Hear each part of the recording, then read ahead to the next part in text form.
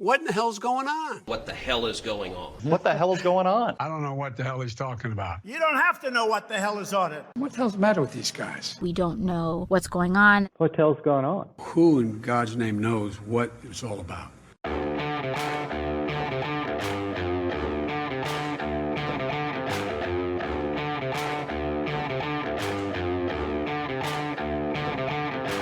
Hi, I'm Dany. And I'm Marc.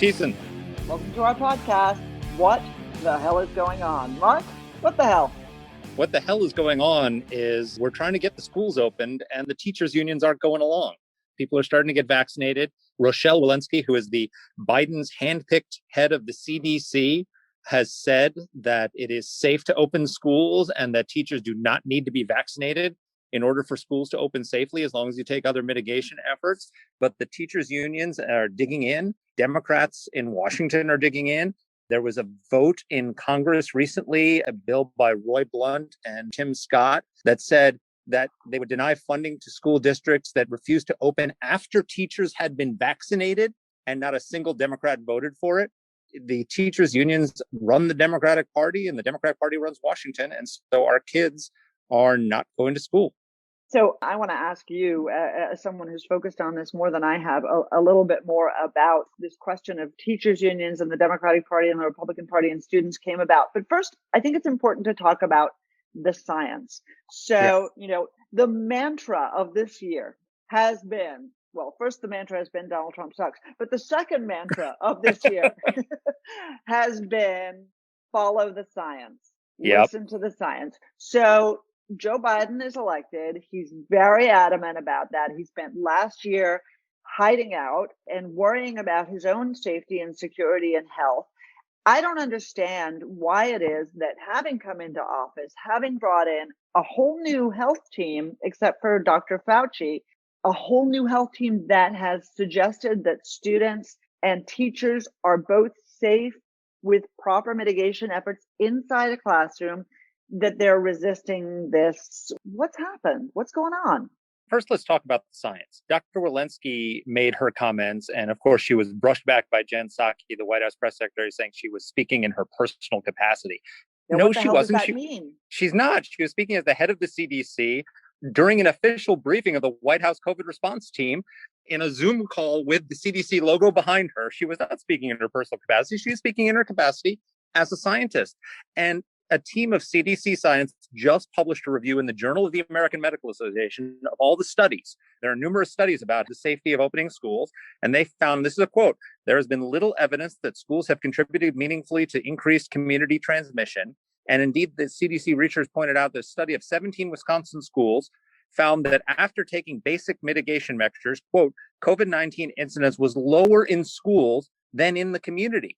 And that's backed up by data compiled by a Brown University economics professor named Emily Oster, who has started a website on this, which tracks the spread of COVID among in-person students, in-person faculty, and the general population, and compares it. Last 2 weeks of January, the COVID case rate among students who were attending in-person school was 0.4%, and among staff was 0.88%. And in the same period, the community case rate was 10.57%. So they were actually safer in school than the broader community. So there literally is no scientific evidence to support continued school closure. The only thing that's pushing for the school closures are the teachers' unions.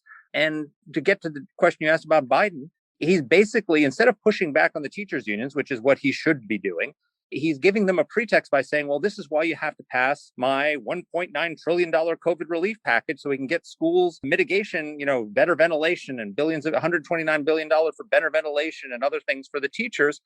All that money is going to be spent in, 2, 3, 4, 5, 6 years from now. We got to open the schools now. We can't wait that long. So he's covering for the teachers' unions rather than pushing back on him, which is what a leader should do, especially one who's promised to unify the country.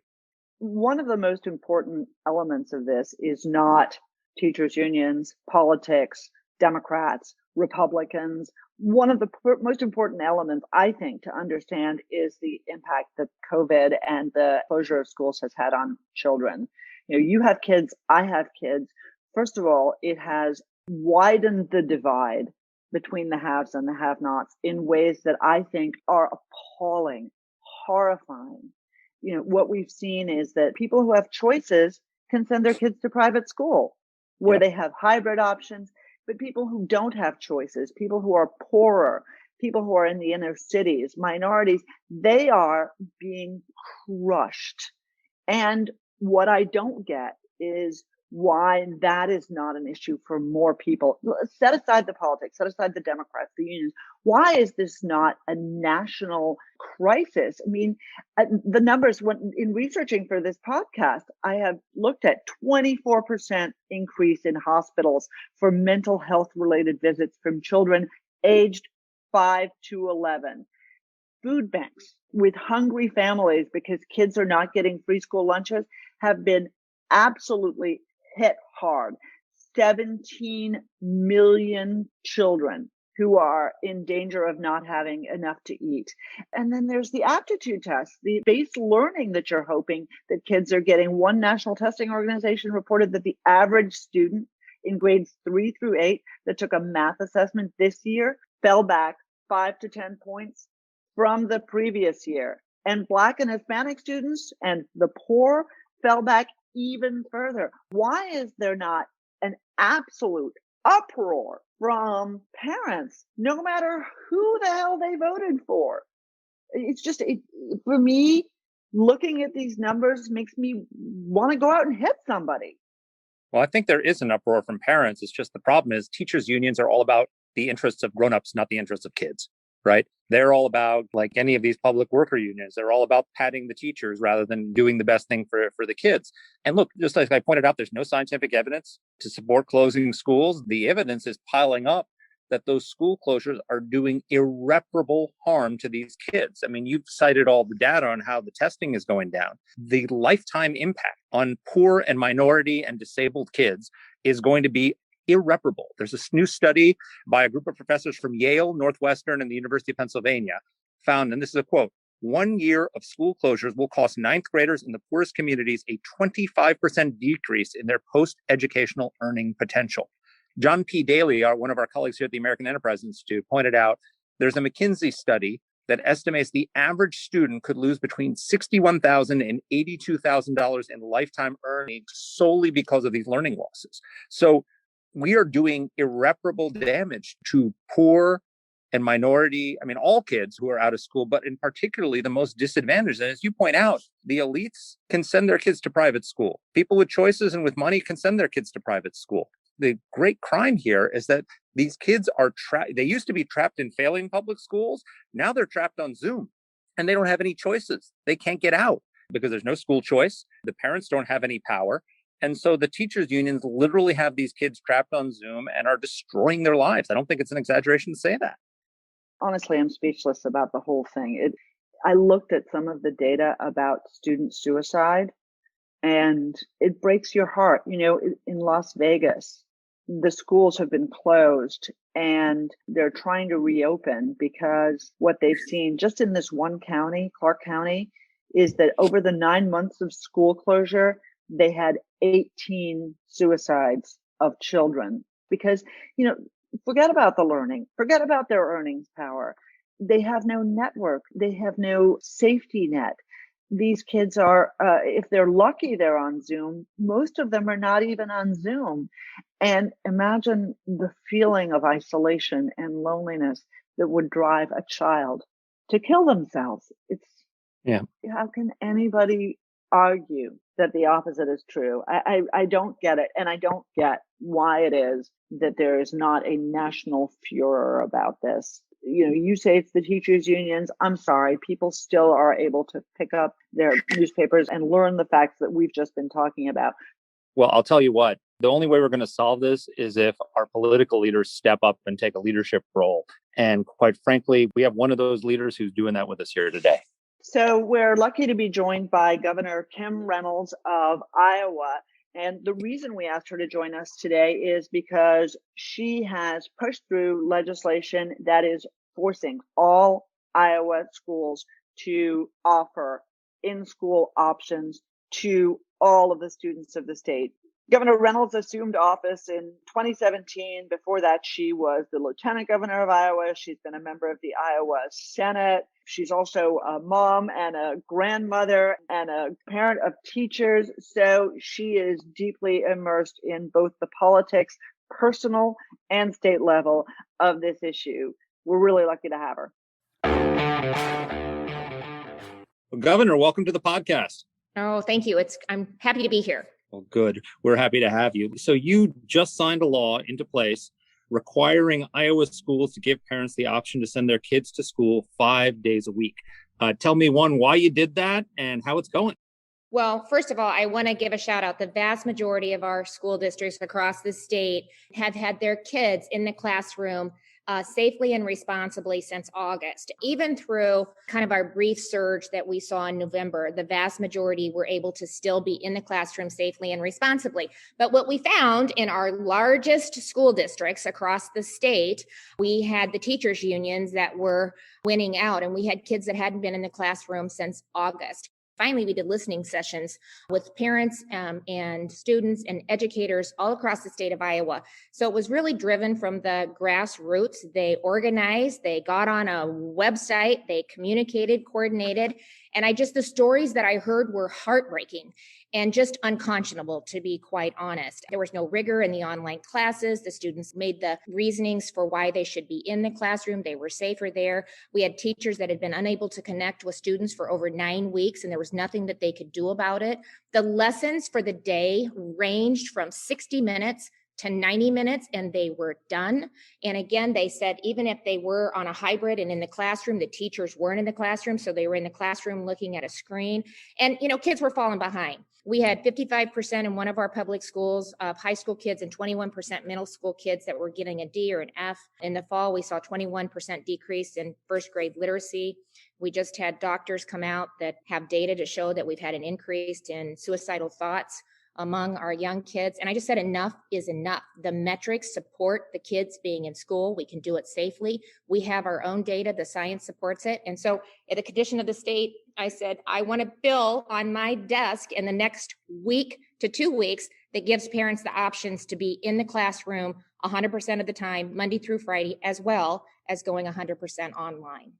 Governor, first of all, kudos. As a parent, I just wish more governors sounded like you. Not because I want kids to be unsafe or teachers to be unsafe or anybody who works in schools, but because in-school learning is absolutely imperative, but not just for the education, for the socialization, even for the school lunches.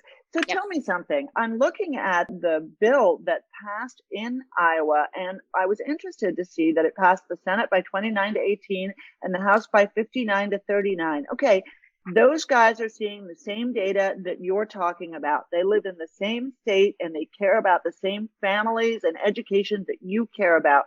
Who are those 18 in the Senate and those 39 in the House who thought this was a bad idea, and why? Party lines, and it should not be. This is not a partisan issue. And a lot of those legislators, a lot of our rural legislators tend to be Republican. A lot of your larger city legislators tend to run Democratic. Not so much. We actually picked up seats in the suburbs based on this issue alone because parents were so frustrated. I had moms stepping out of the workforce. I had moms telling me I'm failing as a mother, a spouse, and an employee. I'm trying to do everything and I can't. I have 11 grandchildren. I have a daughter who's a public school teacher. I have 2 other daughters with 4 children each that said, Mom, I didn't go into education because I'm not cut out to be an educator. My kids need to be in the classroom.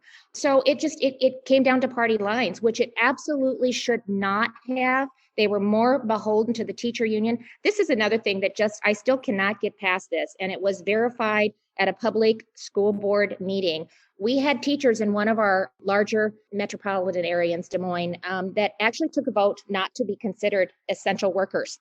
Not to be considered essential workers. So it was brought up on the school board meeting that was open to the public. I was listening. I just could not. I said, get a copy of that. I could not believe I was hearing what I was hearing. And they said, well, they're essential. And we're saying, parents are saying, they're teaching our children that they're essential workers. And they were like, no.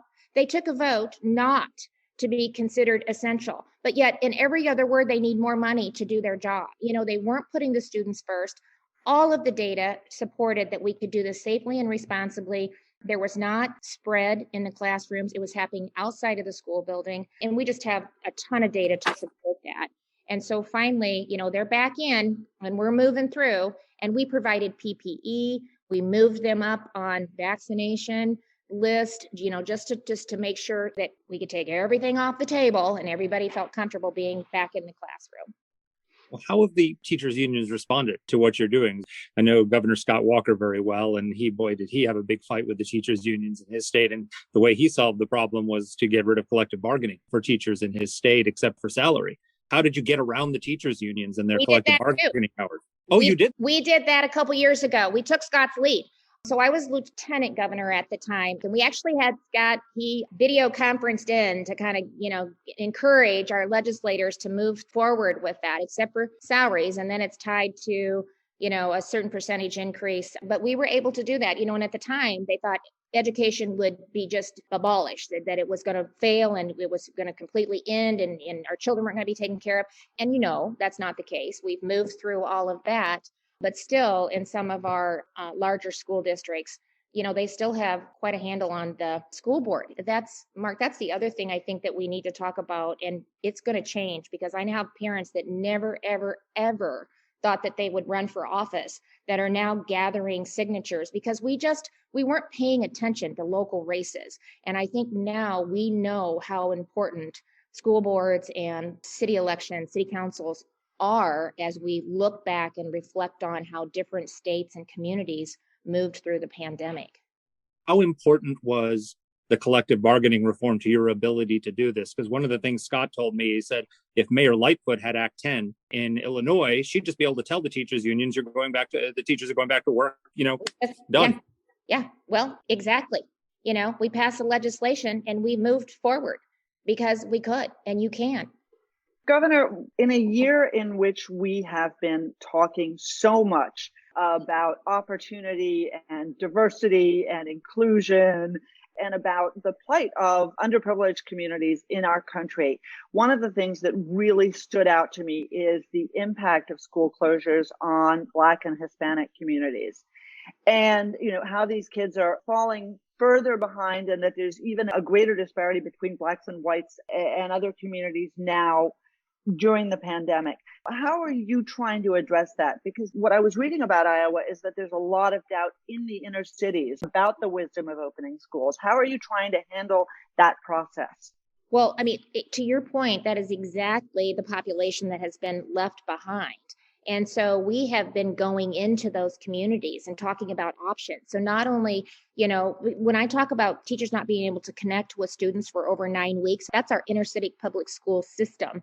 That was a problem. We have single moms who have had to figure out if they can still pay for rent. They had to quit their job and then trying to just educate their children. So that gap is continuing to grow. But that's one of the reasons, not only did I do the 100% option for parents to have them in school, but I'm also working on legislation that's called the Students First Act. And that's the piece of legislation that provides open enrollment for every single school district. We have some school districts that doesn't apply to, so that removes barriers and restrictions, and that's public to public. More flexibility in creating charter schools for kids that need alternatives. And then the Students First Scholarship, which helps parents that have children in a failing school that just because they don't have the financial means, they shouldn't be prohibited from providing a better option or a better education for their children. So, that's part of what we're working on as we look back and see who's been impacted. We need to empower those families, and we need to give them the options that people that have the financial means have. And it's about educating them, and it's about knowing what those options look like. We've actually taken a team of my various agencies, and we've gone into a church in kind of one of our school districts that had been closed or did a hybrid for 11 months and just helped to bring all of the resources that were available and to help educate them on the options and what we're working on. And they want the very best for their kids too. They don't even know how to maneuver through the system or that they have options. So again, it's about educating and about empowering and about making sure that they know that there are options for them. Yeah, you said, I think in your state of the state address, or I guess condition of the state, you call it in Iowa, the one parent you talked to said a school administrator actually recommended she buy a house in a neighboring school district if she wanted her kid to go to in-person school?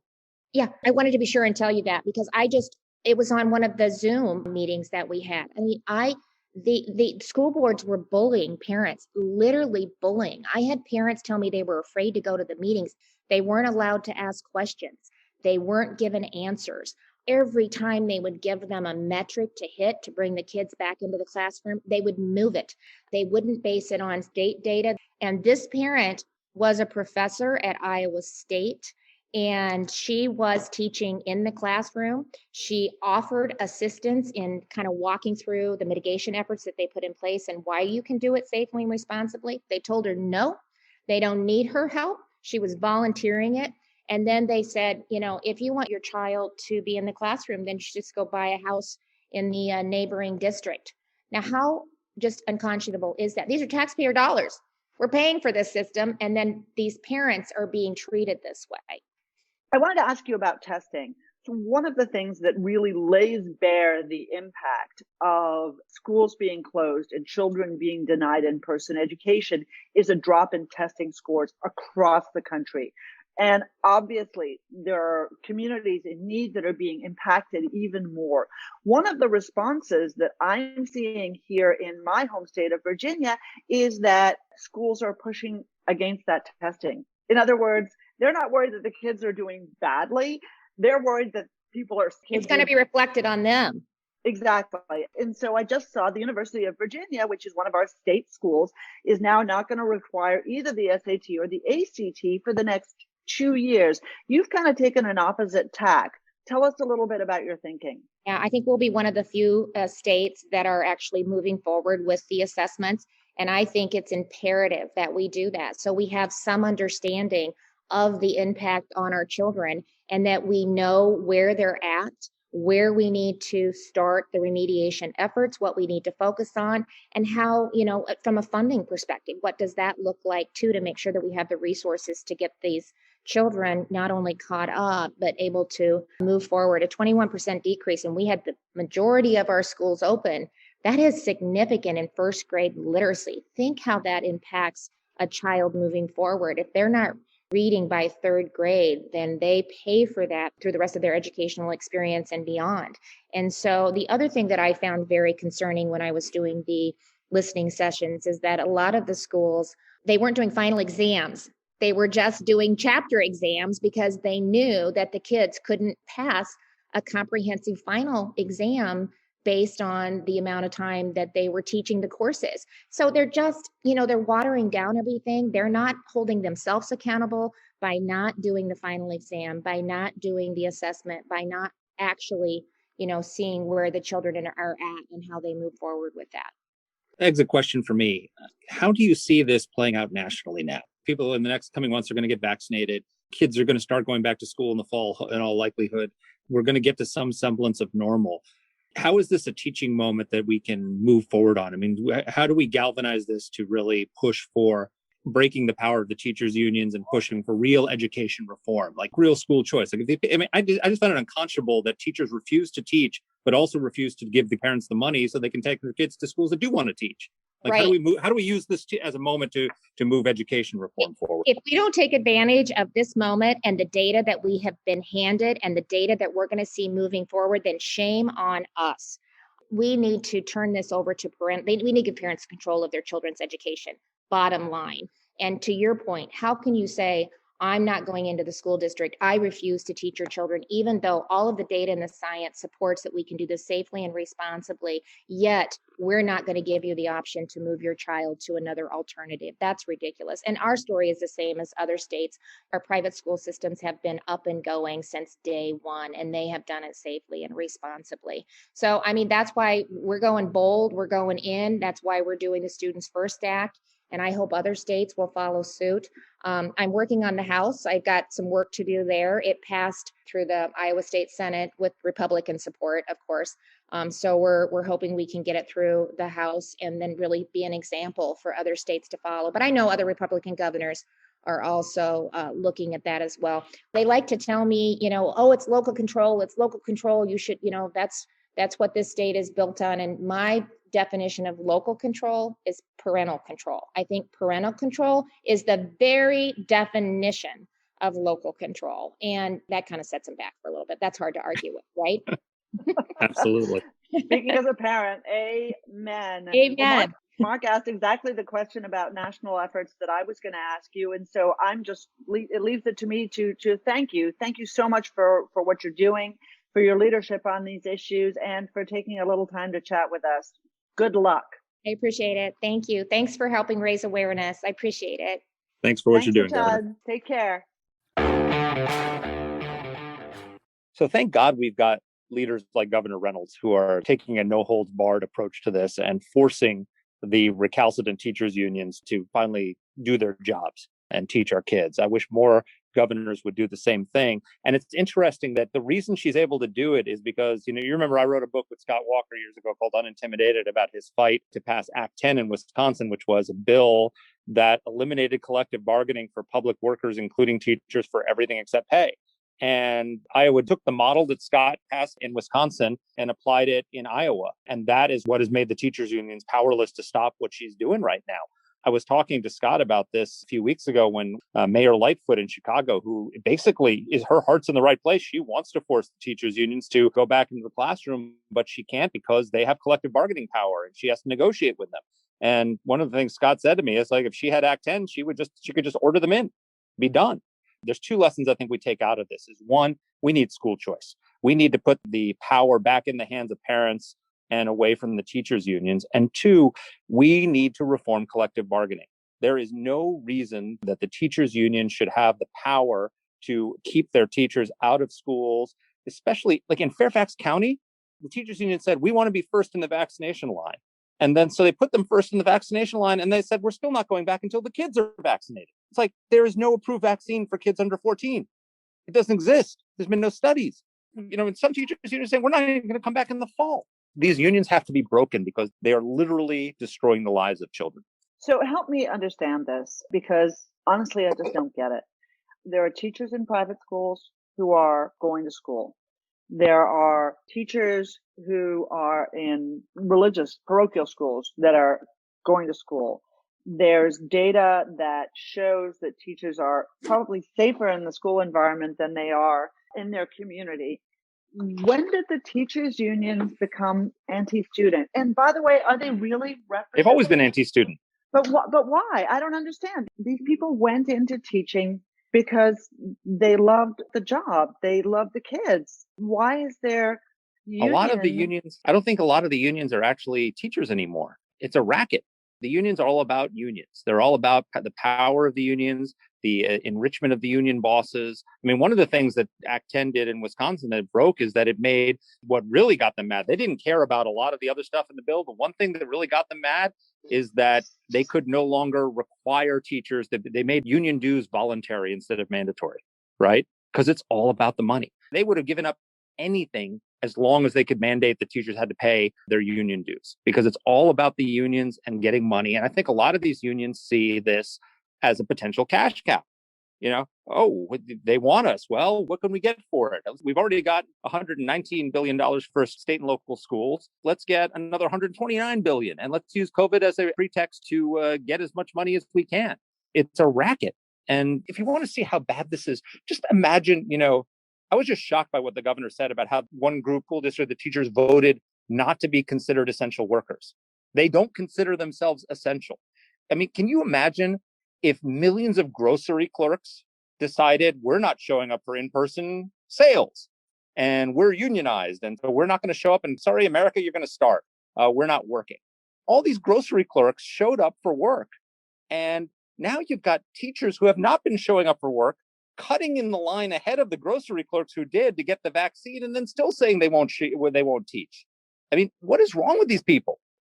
I am as flummoxed as the average parent, and I have no desire to see teachers sick. One of the numbers that stuck out at me was Sweden, did this sort of bizarre, bold experiment that really didn't pay off in handling COVID. They had no shutdowns, no limitations, just a couple of restrictions on people, and their numbers went sky high. Their fatality rate went up extraordinarily high in comparison to their neighbors who was not impacted. So this statistic, opening schools had very little impact. In Sweden, which never shut its schools, teachers have the same fatality rate as IT technicians who work the entire time from home.